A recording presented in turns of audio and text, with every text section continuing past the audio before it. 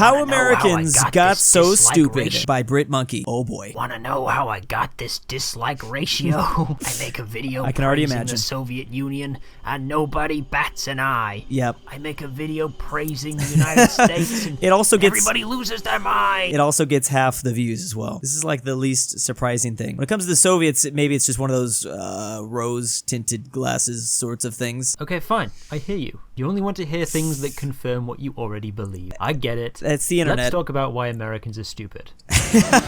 Oh man, there's a lot to dive into, and judging by the fact this video is only 13 minutes, we're probably not gonna get into it all. It's not our fault, okay? They make us like this on purpose. There's a famous episode of the Jimberly Kimberly live show where clueless residents of Los Angeles fail to name a single country. Yes. South Africa? Okay, so I've talked about this already so much. Geography is not required, at least for sure not in California, but I think in most of the states until university. I don't even think you have to take geography technically even in university. Yeah, the country of Asia, Greenland or Iceland or something. Although these are no doubt cherry-picked, and I'm sure if you stood in Yes. a big city all day and shoved a camera in people's faces and asked them questions, you'd be able to find 3 minutes worth of people who couldn't answer on the spot. Absolutely. The problem is that it's not just Jimmy Kimmel that did this. I mean, I just reviewed a video last week. Like, it's all of us. It's all of us. We all are not doing geography that good. I'm obviously not doing English that good. But yeah, no, I feel comfortable in saying it is across all of the U.S., not just in New York, not just the people that Jimmy Kimmel was interviewing. It's obviously a nationwide problem. And I think it's safe to say Canada's doing a little bit more on this subject than we are. But then again, our neighbors to the north have had a little bit more of a connection to the rest of the world for longer than we had. They were under the British Empire for a while there. Once we got out of that, we just didn't care. We went tunnel vision. US didn't care what was going on anywhere else for a couple decades there. For $1, name a woman. Oh, yeah, that's such a good clip. About the wider world is largely true. Yeah. These people can't name a country because they don't care about other countries. 40% of Americans have a passport, compared to 66% of Canadians. And again, we just talked about it. I mean, Canada's always been connected to the wider world. I mean, a huge chunk of their population speaks French, so that's also another reason. I do think this number is slowly going up, though. It also really depends on what state you're talking about. I mean, chances are, if you aren't bordering Canada or Mexico, you're probably definitely not going to have a passport. But also, California and New York are like big melting pots, so the people out of these states wanting to go out and explore isn't surprising. And 76% of Brits. Yeah. In 1994, the it was Brits only are 10% of Americans. The But Brits that doesn't are mean right Americans next have to gotten more globe-trotting since Europe, then. of It was course. because after an above-average episode of the Oh. news, it became mandatory to need a passport when entering Canada and Mexico. I actually didn't know that event led to needing a passport for Canada and Mexico. More percent of Americans will be leaving this corner of the world. As I said in a previous video, America has all you'd ever want geographically. I'm so glad you got into it. I didn't want to get into that. There are a lot of things to see within the U.S. Within her borders. Why go anywhere else? The foreign there's a cultures, lot of maybe? reasons. Americans don't care about that either. I hope that one thing that I've been able to do on this channel is maybe inspire more Americans to want to travel more. Like, in the most respectful way possible. I'm not super interested in, like, traveling in the U.S. Like, I don't know what to say. I would much rather leave the U.S. than stay within it. Like, why would you want to stay with it? Why don't you want to experience something like crazy? Maybe people don't like that culture shock. I love it. On the list of the highest grossing movies in the USA, you have to go all the way to 520th place to get a movie that isn't American. It's Crouching Tiger, Hidden Dragon, by the way. Wow. Couldn't even beat The Nutty Professor. Somebody please check up on Ang Lee. I think he might have killed himself. Neither do Global Affairs. I didn't think that would be interest. the number one. I figured it'd be like Pan's Labyrinth or something. Asked about the Kyoto Climate Accords, who the Taliban are, or who Nicolas Sarkozy is, Americans are woefully underinformed compared to other developed nations. Yeah. I mean, you have to literally, like, go and seek out information about other countries. You're very unlikely to be shown it here. And when it is news about other countries, it's just like maybe European countries or China. Only half knew that last year's Olympics were held in Beijing. Ooh. Oh, but of course, when asked to name American celebrities, they had no trouble at all. Yes. At the same time, we non-Americans are flooded with American culture. Some British people know more about American politics and history than their own. I've heard that there's the opposite of like weebs, but for America. I really hope to run into something like this one day. Pyro. Or the Z-axis is It's Z-axis, you floppy-haired moron. France had to pass laws banning radio stations from playing too much American music. And I think Canada's done something there are only somewhat two similar. countries in the world where Coca-Cola is not sold. Or Canada tries to push Wait, scratch that. This journalist from Finland bought a Coke at a water park in Pyongyang in 2017. And what's this hiding in the background of somebody's holiday snaps at the National Hotel de Cuba? Awkward. Look, you know something's up when remote tribesmen in the Amazon rainforest who don't even have electricity know who Michael Jackson is. Yeah, this is called one of those cultural victories from like the civilization games, I guess. Americans used to be quite well read. After the Second World War, Americans consumed 63% of all the newspapers in the world. I mean, and they used we were involved this to in the their advantage. World Wars. I mean, I'm sure he's going to get into it, but I do think things are slowly getting better. I feel like every year that goes by, it gets slightly better. I try to get Americans interested in stuff like this. Doesn't always work, though, judging by my analytics. The newly formed United Nations created a list of human rights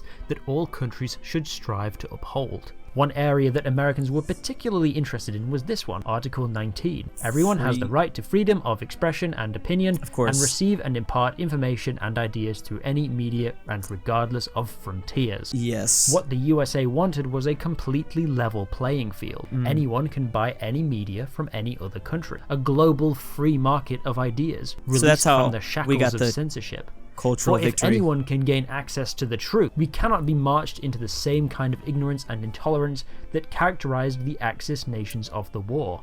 This is admirable. Freedom of speech is a core value of the United States and many other allied nations. I feel like after WW2, basically American geography came down to just Russia or the Soviet Union in that time. Of course, there was Vietnam too, but it was mainly just Russia. But some delegates, like those from India, questioned the US's motives. If you believe in an equal access to information and culture, shouldn't you redistribute some of your media creating capacity to developing nations like ours so that we have an equal opportunity to tell the world our stories?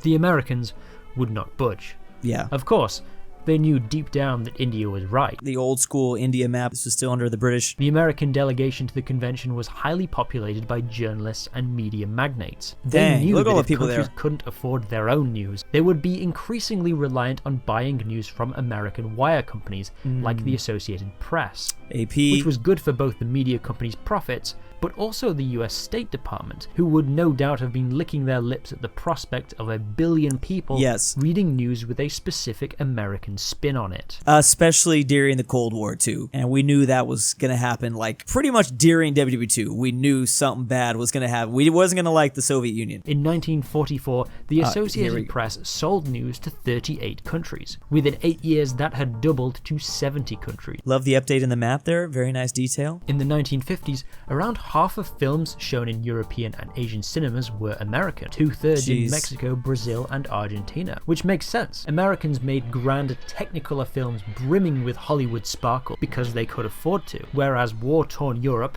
impoverished Mexico, and nuclear-obliterated Japan were stuck making small-scale comedies to keep up morale. And it was also just, they were just telling very different stories. 1949's The Big Day, a mostly plotless movie where a whimsical French postman gets into wacky mischief in a quaint village. I mean, this has definitely got to be just the experiences that these countries had went through. France maybe just couldn't handle anything more serious than this at that time. I mean, it had only been 4 years. A whimsical French postman gets into wacky mischief in a quaint village. They'd kind of come back. There just wasn't the money or resources for anything else. Yeah. Hollywood captured that too. The European public's imagination, and they wanted more. Why is it only a one-way street? Because while you can do or say whatever you want within the United States, the Constitution also says that the American government can regulate what goes in or out. During the Cold War, anything that might be considered communist propaganda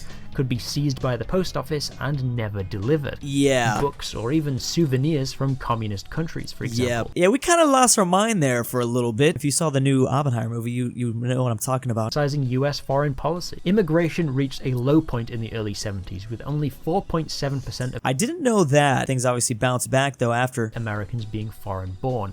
limiting Americans' interaction with different cultures. Obviously, it wasn't totally like North Korea.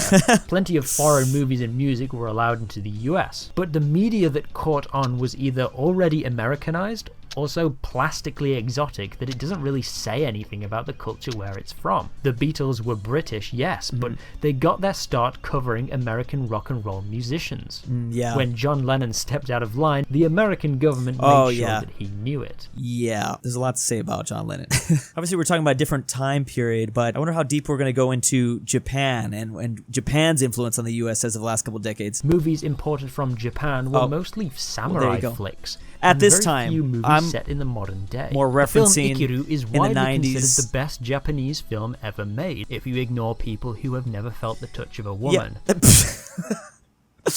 What about Godzilla? But this existential drama about a depressed, lonely man was only given a limited release in California, and the poster was edited to feature a stripper who is only in the movie for like 1 minute. The narrow stream of European movies that made it into the USA came in the form of the French New Wave cinema. Movies that were stylistic. I don't know why this is coming up, but I remember in film university, we had to watch a lot of this stuff. Watched so many interesting French films. Inspired by American films, but also so stuffy that few audiences would ever want to watch them Obviously, anyway. at the time, the public wasn't watching. Ça ne va pas, non?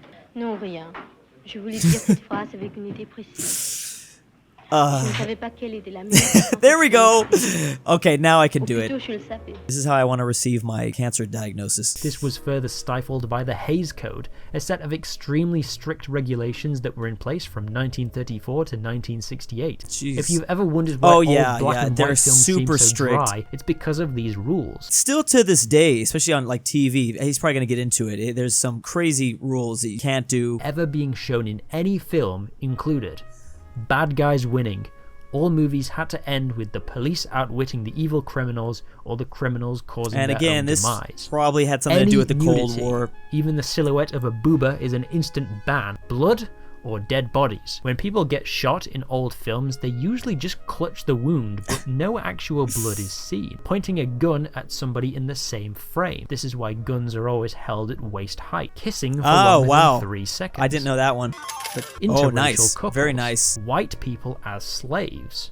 Criticism of religion or of any other country. Well, that's not Naturally, surprising. This prevented They did the more that. artistically liberal European films from being shown in American cinemas. I think this is interesting because I wonder how many people don't know this. Like, this is a pretty big thing that is taught, like in film in the US, if you major in film at the university level. At least until the rules were abolished in 1968 and replaced by the age rating system we have today. Even as the Cold War ended and the internet gave Americans unparalleled access to the rest of the world and all of human knowledge, they still preferred to hang out on a handful of American-made websites dominated by Americans. The insular culture. Like I said, I think it's getting better though, because a lot of those American sites have users from around the world as well, whether it's Twitter, Reddit, Steam, and other video games. Tightened border security after Septiembre Undécimo means foreign musicians can have a hard time getting visas. In 2002, the touring visa of a German orchestra was cancelled after it was discovered the cellist had a criminal record for shoplifting a pair of tweezers in 1991. When they tried again for a visa in 2004, the cellist had to... you know, I'm starting to notice some interesting correlations between like 1950s America and then everything after like 2001. Those times were very similar, I guess. Undergo an hour-long interview with Homeland Security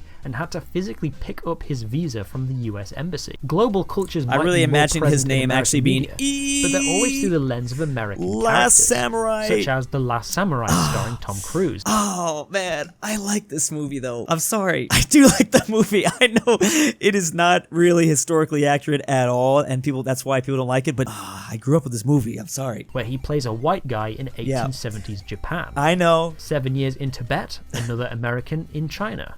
Indiana Jones, American in Egypt. The Bourne Identity, American in France. Inglourious Bastards, Americans in German-occupied France. And for the ladies in the audience, Mamma Mia. For a movie set on a Greek island... I don't know why I'm thinking... For some reason, one of the movies that popped in my head while we were talking about that was Borat. We did come out to watch a British dude play as a Kazakhstani. A single Greek person in the entire movie! Is there any hope for America? Or are they destined to be a stinky, dumb, redneck country forever?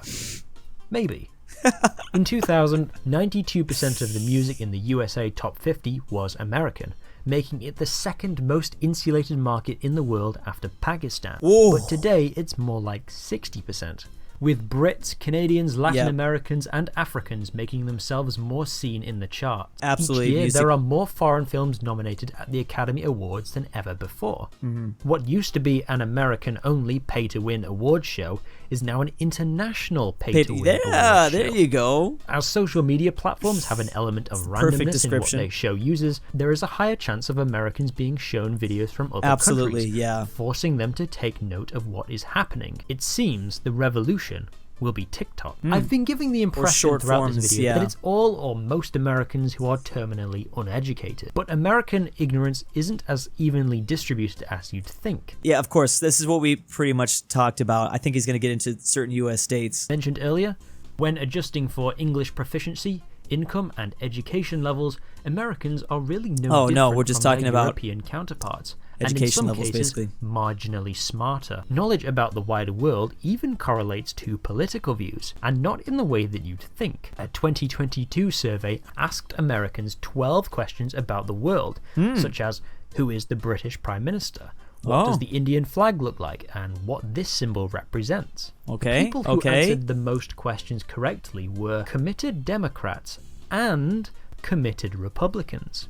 Swing voters, those enlightened centrist chads, were the stupidest. Well, what do you expect? They're just trying to grill. They don't have time to look up all that weird stuff. They're just trying to figure out when to flip this burger. Only 40% of moderate Republicans could name the US Secretary of State, compared to 60% of convicted Republicans. Only half of moderate Democrats knew that the USMCA trade agreement replaced NAFTA, compared to 66% of convicted Democrats. I can see that. Also, I just thought it was funny that the more Americans know about the European Union, the more favourable view they have of it. So are Americans ignorant? Many of them are. But it isn't their fault. Absolutely. It's a mix of geography, American imperialism, Cold War paranoia, moral puritanism, and economic factors that create a paradoxical nation. He absolutely nailed it with that line right there. That was so perfectly put. The most expansive empire, but also an informational prison of their own making. God bless you, stupid bastards. I love that. Like I keep saying, I've taken the hope pill. I've been huffing down hopium. I think things will be very different in 10 years. Gen Z, for better or for worse, is more online than ever, and more of the world is more online than ever. Everyone will continue to run into each other more and more in digital spaces. And honestly, just purely anecdotally, because you can't trust the age demographics in YouTube. Obviously, everyone's lying about their ages. But like I said, when I actually run into people in real life that watch my videos, they're almost always younger than 20. So I'm trying my best. I'm doing my part. I mean, we're never going to catch up to the rest of the world, but maybe we could just try not to be as far behind. Big thanks to my patrons. Destiny 9000. Drew needs to pay his taxes. Why am I doing this? JohnDenver, I'm the kidnapper. Jack Traven's annoying friends. Ransom. This channel's not run by InquisitorXarius, Carmel Caleb, Saida is real. I am not a paid actor. LuxembourgLover, Patrick RyeThePie, subscribe to The Great Ralphy, Mexican 716 Twickenhamster. Become a patron by checking the description down below.